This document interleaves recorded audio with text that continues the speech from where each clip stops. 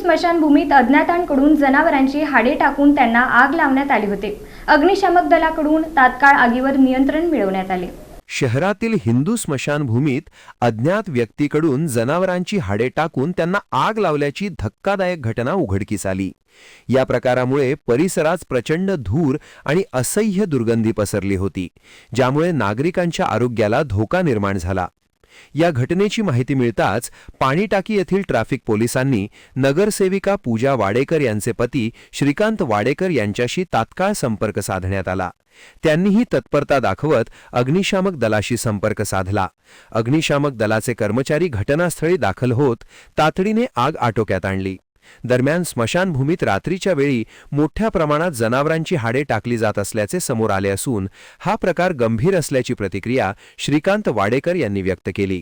अशा कृत्यांमुळे पर्यावरण व सार्वजनिक आरोग्य धोक्यात येत असल्याने संबंधितांवर कठोर कारवाई करण्यात यावी अशी मागणी त्यांनी केली आहे। या घटनेमुळे परिसरातील नागरिकांमध्ये चिंता व्यक्त होत असून प्रशासनाने याकडे गांभीर्याने लक्ष देण्याची गरज निर्माण झाली आहे।